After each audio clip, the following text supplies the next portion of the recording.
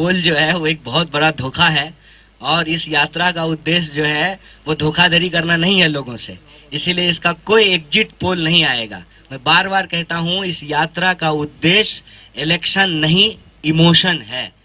हम इमोशन को जोड़ने के लिए चले हैं।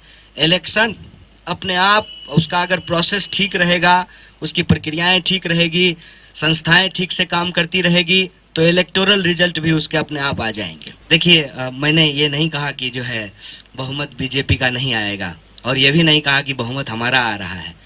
हमने गुजरात चुनाव के अंदर जो भारत जोड़ो यात्रा की भावना थी, वो कैसे गुजरात चुनाव से जुड़ी हुई थी, गुजरात के लोगों की भावना भारत जोड़ो यात्रा से कैसे जुड़ी हुई थी, ये बताया। और दूसरी बात कि चुनाव के दौरान हमने क्या ऑब्जर्व किया, हमने ये ऑब्जर्व किया कि हमारी लोकतांत्रिक संस्थाओं को पंगु बनाया जा रहा है और गुजरात के आम लोगों के सवाल को चुनावी चर्चा से गायब कर दिया गया है। हमने कहा कि 22 बार प्रश्न पत्र लीक हुए और मोरबी में जो है पुल गिरा, घड़ी बनाने वाली कंपनी को पुल बनाने का ठेका दिया गया, चौकीदार को जेल में डाल दिया गया और चोर को भगा दिया गया।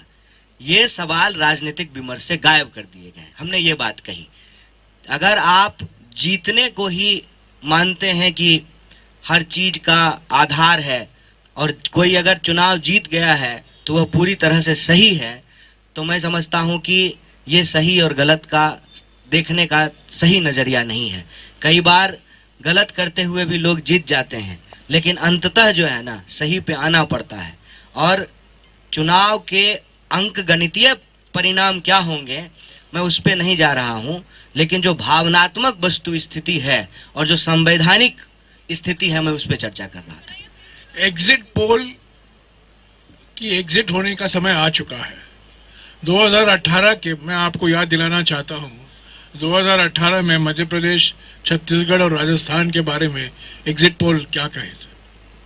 तो ये एग्जिट पोल के आधार पर जो आप सवाल उठा रहे हैं, ये उचित नहीं है। ये एग्जिट पोल है और हम जानते हैं कैसे ये किए जाते हैं, किनके प्रभाव से किए जाते हैं और क्यों कराया जाता है।